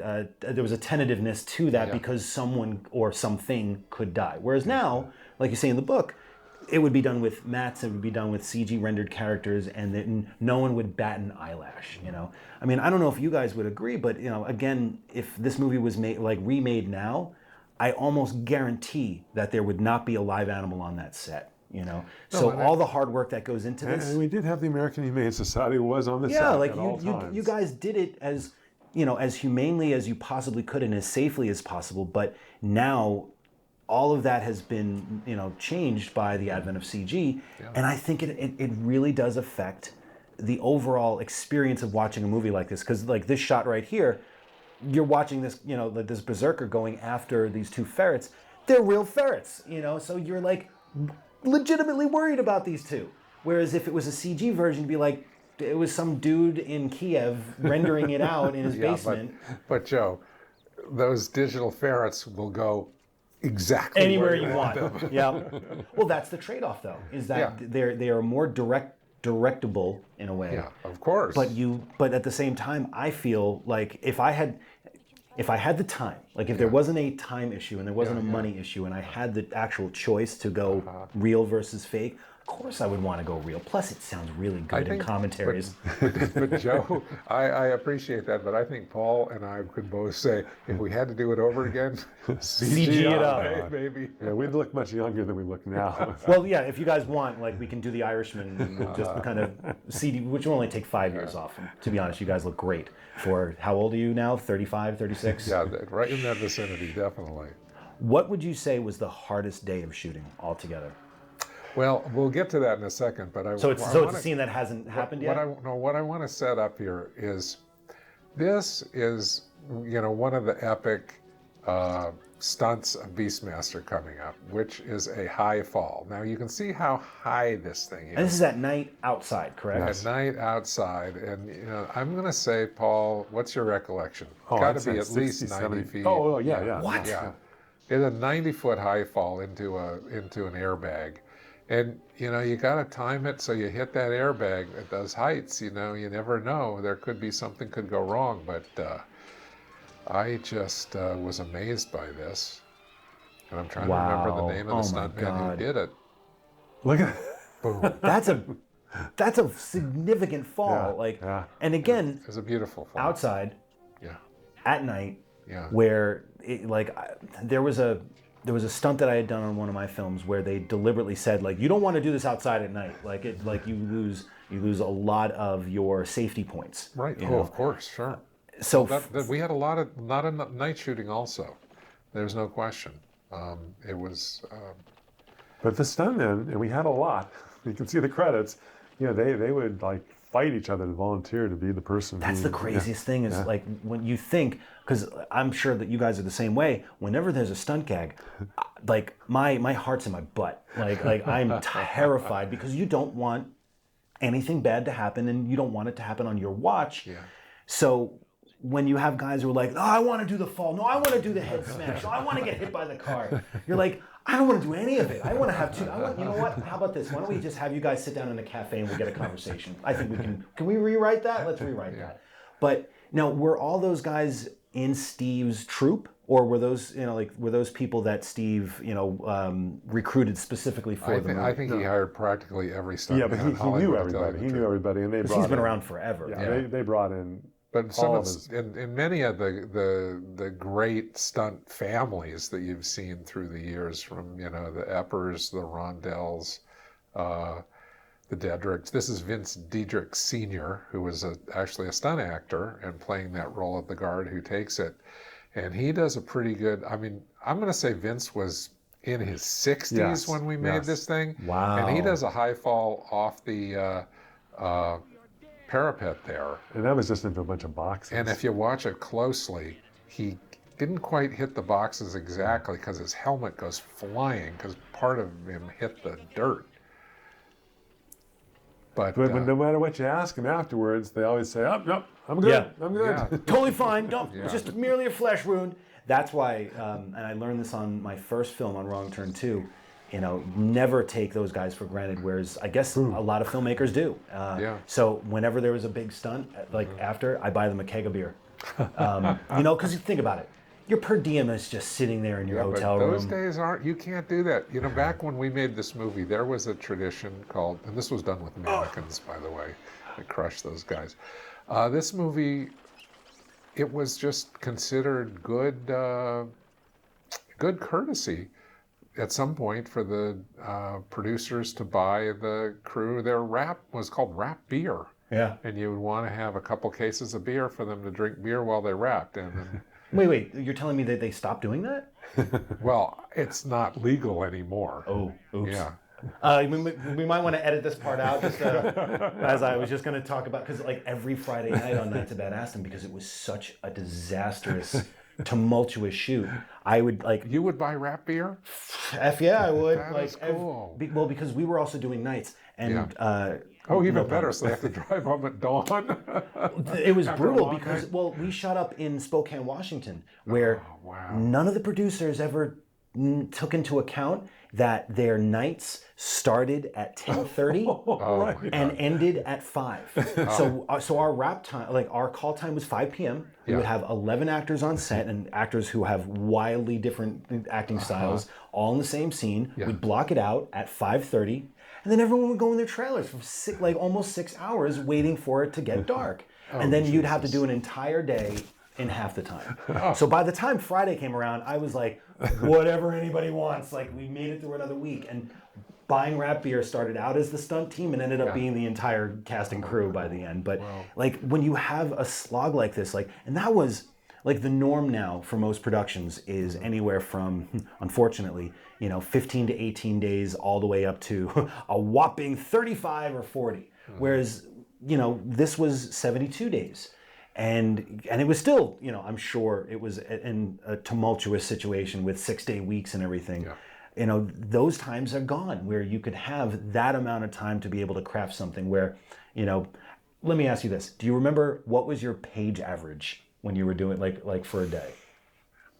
I mean, of course it changes depending on the gags or the dialogue or whatever. Because now when you say to an actor, oh yeah, we're going to be doing a 10-page day today, they're not as scared because they're just used to it. Everyone's kind of gotten into that workflow. Whereas 10 years ago when I had to confront an actor and say, oh, today's an 11-page day. Oh, that's impossible. You can't do that. And then you go, yeah, you can. It means you just can't get as many shots, and you're going to have to hopefully get everything in your master with a little bit of coverage.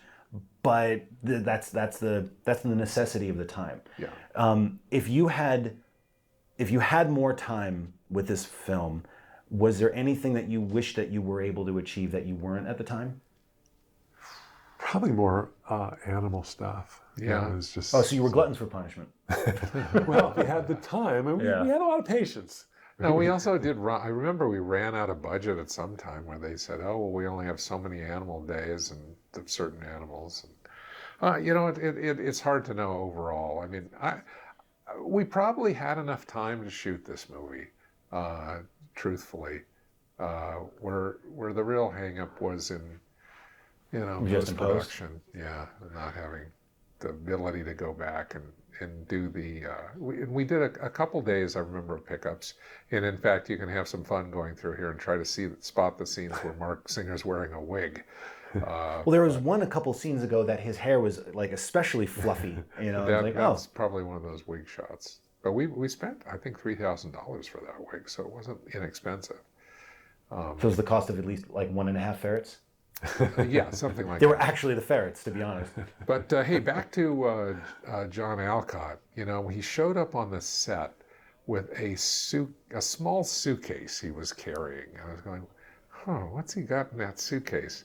He opened it up, and there must have been 75 different flashlights in it of various wattages.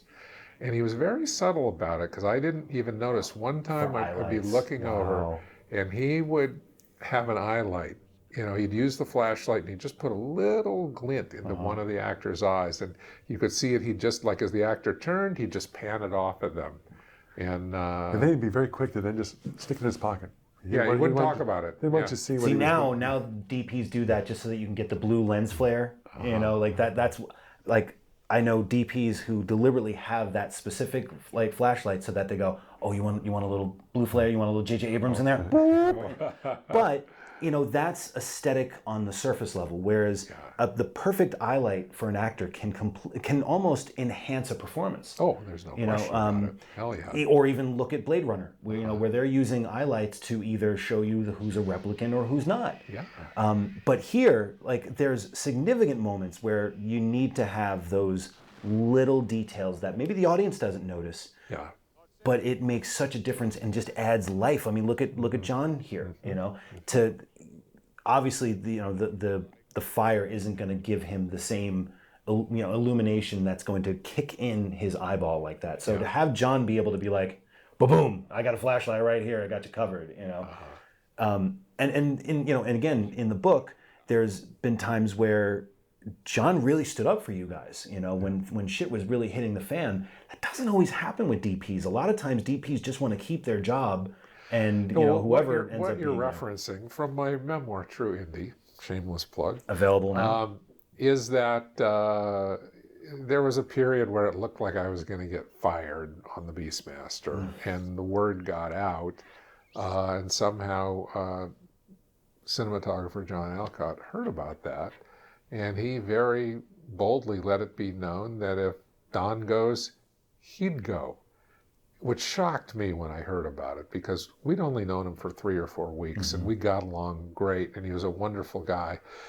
But he had uprooted his entire family and moved to Los Angeles, and it would have been a real financial and otherwise stress for him to quit the movie and not get paid. Especially since, like you were saying, he wanted to really break into the studio system. So that's kind of considered bad form. Yeah, well, it probably wouldn't have been too bad for him, because I think he had his Oscar at that point. From Bad Linden, right? Yes. Yeah. But anyway, he was a stand-up guy, and always be in his debt. And a lot of pride obviously in his work, but one thing that was he was very into was making sure that he was the first department that was ready to go. And so no matter inside, outside, before you know it, he'd come over to Don and say, okay, we're ready to go. And then he'd go over and like almost look at his watch and go, okay, let's see how long it takes before people start using all the stuff I put together. That's fascinating, because when you think about like the... That bothered him. I know what you're going to say. Because of working with Kubrick, how long Kubrick would take, And Alcott would tell us that it was a bad rap, and that's why he was like this, because he felt that people thought that He had to prove himself. Yeah, they thought he had something to do with how long Kubrick shot, Yeah. but that wasn't the case according to him, which is probably true. It was Kubrick saying, let's wait for the cloud to get here and do this. Alcott was ready and quick. Yeah. And you have to, and that's the thing, like when you have productions like these where you can't just sit there and be Storaro and just paint with light all the time. You have to make sure that you are, and if you're dealing with multiple cameras, that's a good question. Was he using multiple cameras for certain scenes, or was he a one camera guy? Well, I mean, for action. I mean, For the action for the stuff, action, you of had course. A camera, B Oh, camera, no, C no, camera, no. D and, camera. and explosions and things like that. But for even like dialogue scenes, was he running two cameras at the same never. time? And because that's considered bad, like that's considered bad form to some DPs because now you're spreading your light source and you're trying to accommodate two There's a things glass just at a shot, time. by the way. Yeah. So the temple scene, this big fight scene, again, for anybody who hasn't done major amounts of cardio and maybe some dance lessons too, those stairs are pretty imposing. 6 inches is all. Holy shit! Like that's truly terrifying. But then Mark makes it seem so effortless. Yeah, he did. He could run. And the thing is that the rest of us, when we wanted to get up those stairs, they had thrown a rope down from the top, and we would like crawl up holding the rope. It was pretty terrific. And then there's this scene with Mike Curtin, stunt guy coming up here, who was not a stunt guy and wanted to break into the business. Oh boy, And, was it trial by fire? Yeah. Well, I think this was the one where all the stunt guys were going, I'm not into doing that. Who wants to do this shot? And What nobody was wanted to do it. the stunt itself? Coming up. Oh, And they man. went to him and they said, hey, you want to do the stunt? And he said, sure. And here is the stunt. That's him. Boom. Oh! Ow, ow, ow, ow, ow, ow, ow, ow, ow. Oh my god. Oh, dude! See, and that's the thing where it's like, if the other stunt guys who are likely, crazy, if they're not going to do it, Yeah, you gotta maybe give don't him go to the props. guy who's trying to break in, unless he wants to break something, like maybe it's an insurance thing. It's absolutely true. Now this, oh my god, see that moment has been burned in my psyche forever because it's so badass, especially after you're looking that shot when you're looking down at him as he's coming up in that Yes. very long like that longer lens. It feels dangerous. Yeah. So when he comes up, you can almost feel like when you cut the camera, he probably went, "Whew. Oh man, okay, let's never do that again. Oh, back to one. Fuck you, Don. God damn it." Yep, there. That. Yeah, right. But it's sometimes. That's a PG sword stab there. But like those are those old school techniques that for me as an audience member, you almost appreciate like the way that you'd watch like Errol Flynn do Right, this. of course. That's how they did it back in the Like day. you appreciate that old school kind of feel. Was it your choice or was it Rip's or whoever to stain his teeth like that? That was Rip's choice. Really? Yeah, he worked with the makeup. He had a lot of choices about his makeup. He walked into the first day before shooting, There weren't even choices. Pretty much demands. Yeah. and he says, I have a way I'm going to be playing this character. I want to play him like a turkey vulture. And I didn't know what he was talking about. And he says, I want to have a nose like a turkey vulture. I mean, I turned Which my you head. don't even really notice much because a lot of the times when you're shooting, you're shooting him front on. There's all like Well, we there's a had few to because profiles. you couldn't shoot it as a Because there's a profile. few profiles that you go like, Yeah. wow, that is a significant schnoz. Yeah, no, it was a wax buildup and halfway through. We didn't talk about the witch women. That's right. They're still confusing me. I'm sorry. It's like you like shoot them from the neck down. You're like hello, and then shoot them from the neck up. You're like oh. That was Janet Jones. Then there was Chrissy Kellogg and Janet DeMay were the other two. And Yeah, beautiful women that, That you had to stuck the uglify. mask on. lovely faces, yeah. Who did the makeup on them? Was it anyone significant? Of course significant because they were talented enough to pull it off. But Paul's going to give you the exact... It was Tara Condoli. Was the oh, head right, makeup okay. artist, Yeah. But those are people that you had never worked before Right. with. Yeah. No. The only person on this movie really that we'd worked with before was Roberto, Yeah. Yeah. who helped with the locations and And the pyrotechnics guy, Roger Roger George. George, yeah. Yeah, we'll be getting into him soon. So this was a scene from the beginning, was that the ferrets would save the day, and one of them would sacrifice their little life to save the Beastmaster. Oh, And then for some reason, that exact same shot showed up in Kindergarten Cop, and I never did understand what they were thinking. other than Ivan Reitman's like, get me the Beastmaster shot. That's exactly correct. They had a ferret bite the guy in the neck. But and again, as a kid, when you watch that scene and the ferret sacrifices, heartbreaking. It's heartbreaking. But that's just a testament to how you guys were able to create these characters that people care about. Even if they're inanimate. Like again, another thing that you had talked about in the book was that Disney was going to possibly do this. As much as we like to take credit for it, you can't take credit away from the actors. I mean, Mark Singer had a rapport with these animals, and it just showed. I like how all the villagers, you can see they're all kind of crawling. They're like holding on. Like we just watched that stunt guy just like eat shit. So we're we're good. We'll hang back here. But if you don't have from a camera standpoint, when you're putting that shot where you're practically looking down, it creates an almost visual danger. Like where you go, no, that's totally fine if those extras stay where they are. It's fine. But it makes people like John and people like Mark, who are standing the way that they do, it's one of the first tricks in the book that you learn as a filmmaker. It's like where you're placing the camera to create a hero. Yeah. Do you want to put them low angle? Do you want to put them high angle? What does that create? And it's almost like the set forced you to make icons out of them. And there's our crane shot again. And John was particularly great in this scene, I always thought. He really took command of it. And this wasn't, there from the conception. We were trying to tie it all up, and now that I look back on it, we had that massive bridge, and then we have this portcullis and gate tied in with the pyramid behind it. Was something I wanted to have, and Conrad built it all for us. Was there ever anything in the script that was particularly daunting set-wise, that affected the way that you shot? I mean, because with this, we've been joking all about the steps. Well, the big thing is that like the front gate, we only had like 14 feet on either side, and then there's no gate. So every shot has to be framed in a way where if you go 6 inches over, you're seeing a grip holding it up in the background. Going, oh, yeah, shit. there is no wall. There's just a short piece of it. Same at the Dar's original village. We only had, maybe a 20-foot stretch of wall, and you'd have to work everything around that. So here we come to the huge set piece, which I watched this again last year when Game of Thrones was wrapping up. And, they had an exploding moat, didn't they? Yeah, goddamn right they did. Where and the you know what? hell And did they come up with that idea?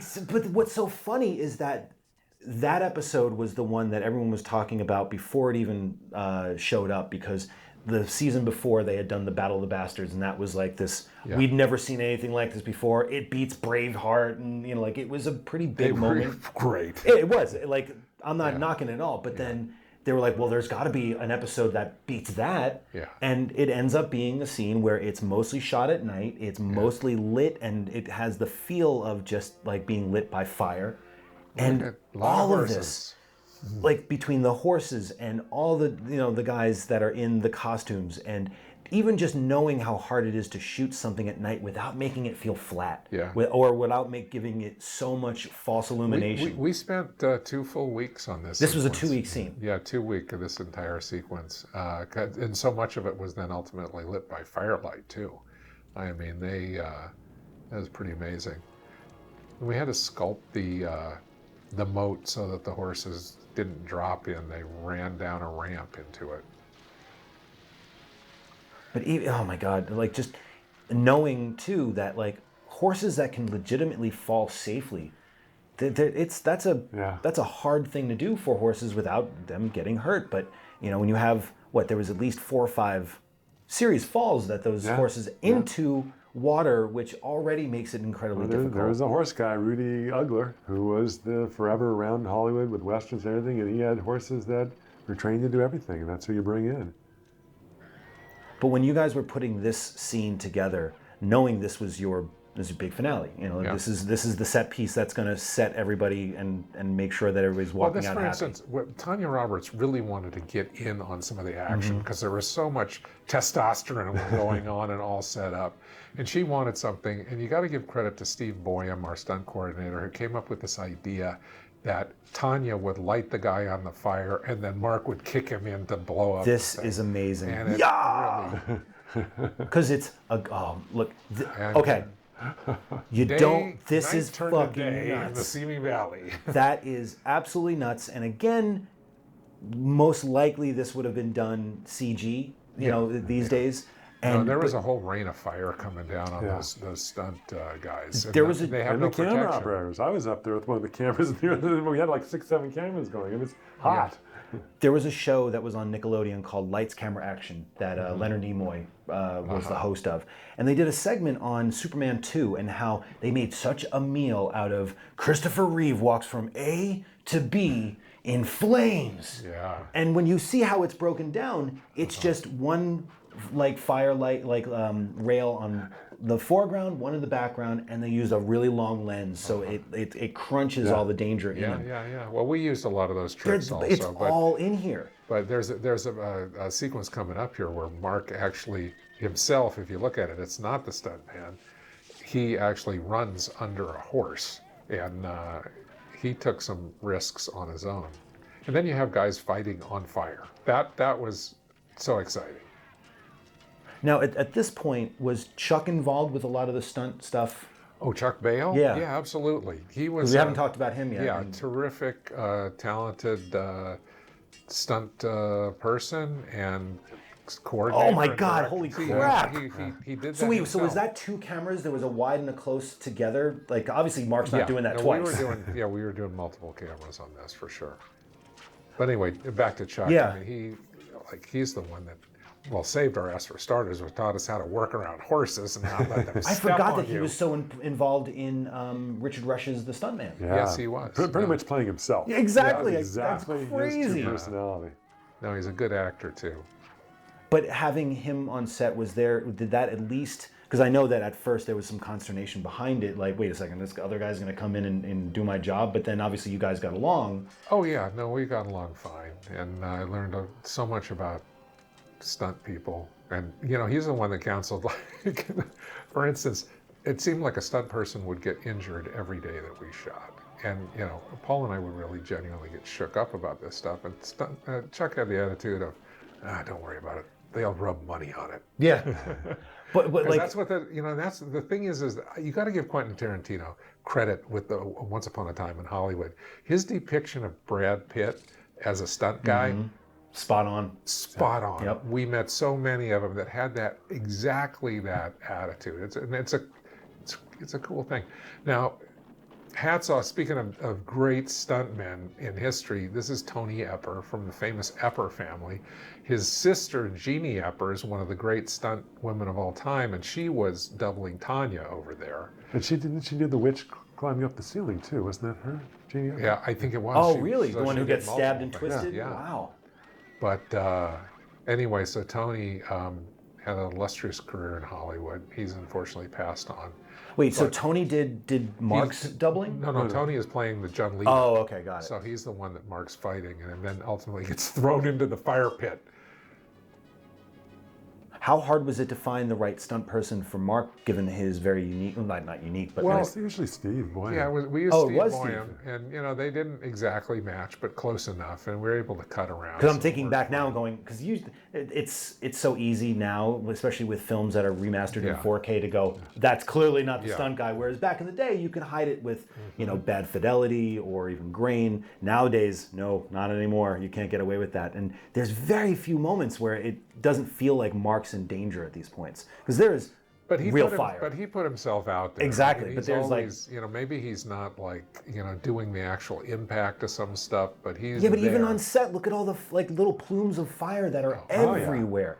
That you were talking about driving to set every morning at 5 a.m. with that Yeah. sense of dread and that pit in your stomach. Yeah. This scene here would make me go, I quit. I'm sorry. I don't know if I can take that drive and not think about how hard this is.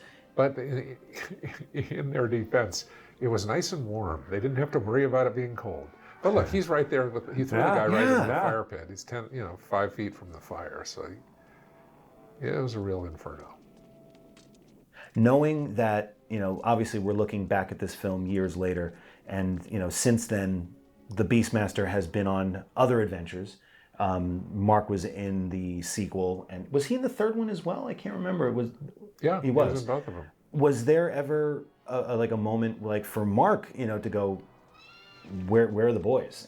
This was their legacy in a way, or was it just kind of, you need another one? Do you need me in a Porsche in San Diego? We had nothing to do with the second and third, so we've never asked Mark about those experiences. The Wraiths. Okay, so bringing the Wraiths back at the end here, great callback. You set them up so perfectly, and then again, as a kid, I never thought that I would be rooting for these things that terrified me so much. It's like, wait a second, no, these are the bad guys. That's a good point. I hadn't thought about that. Well, because you use them in a way that they're nightmare-inducing at first, but then they become heroic at the end. In wrestling, they called it a face turn. Yes. Yep.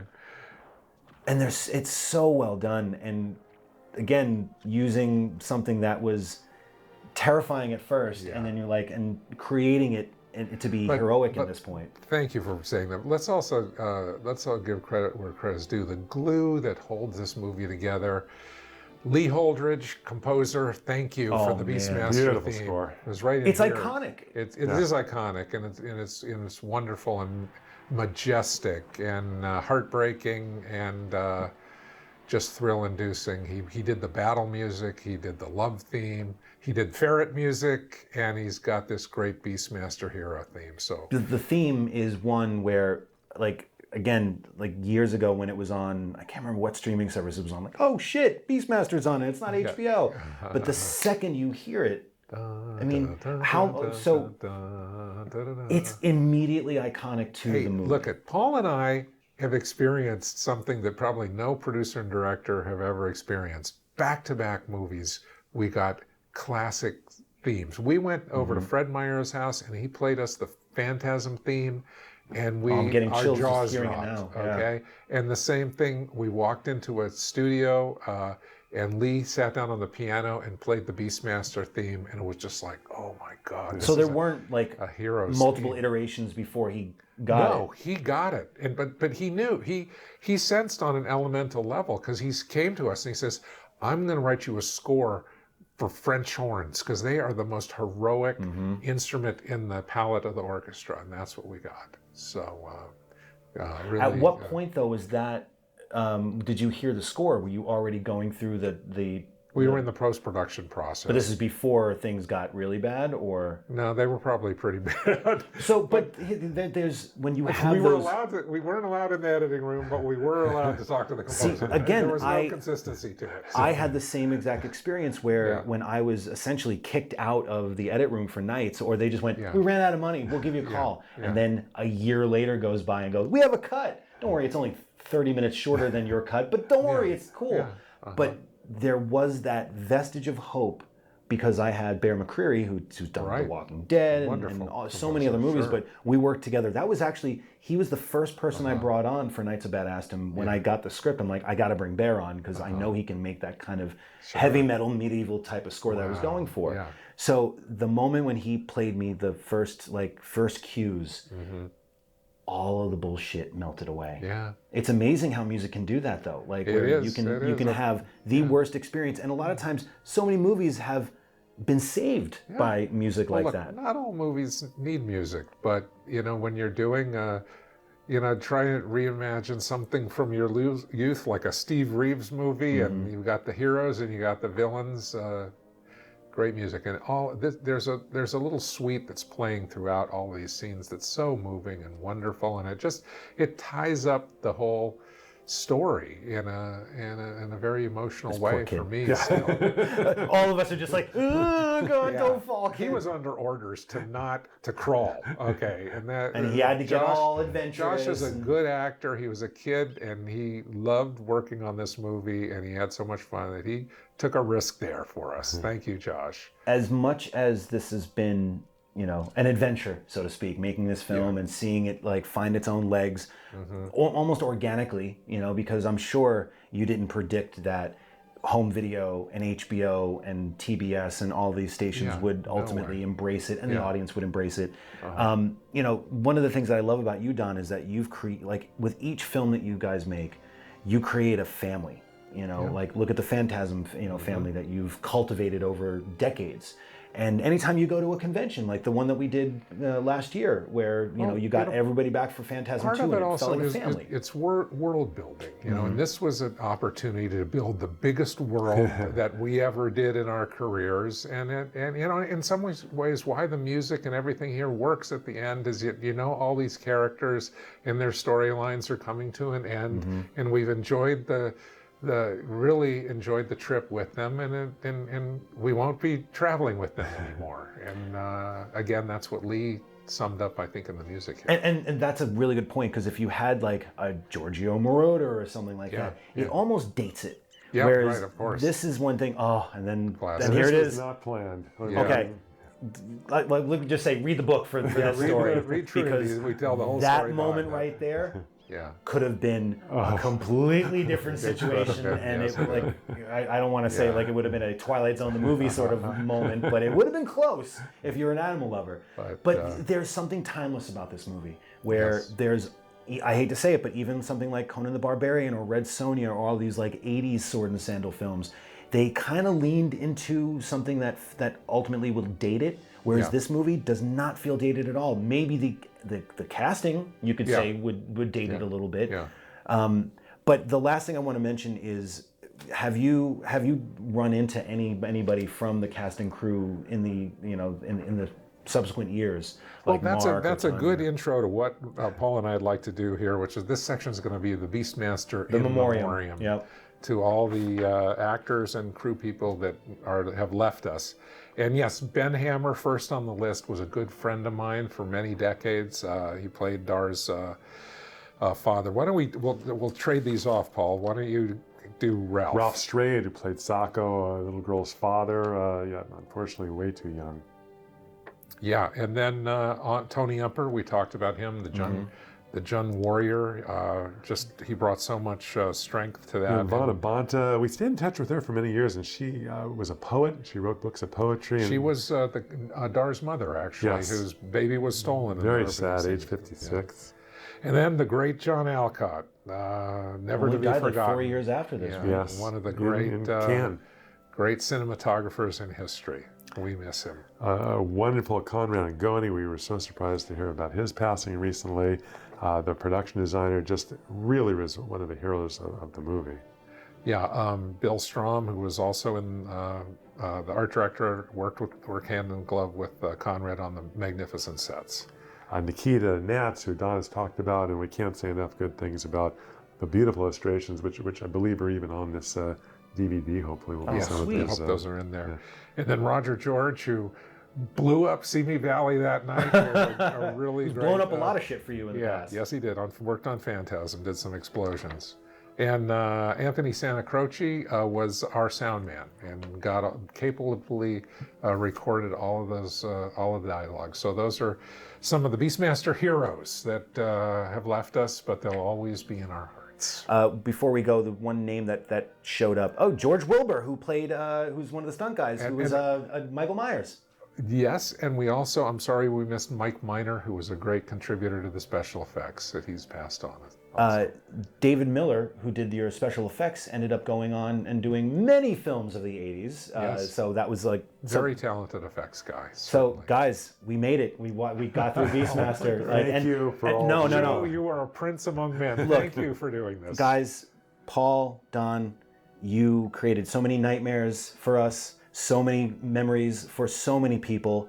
Thank you guys for making this film. I wish that we could see another sword and sandal film from you guys in the near future. Let's maybe, I say reboot Beastmaster, just saying. Thanks, guys. Thank you. Thank you, Joe.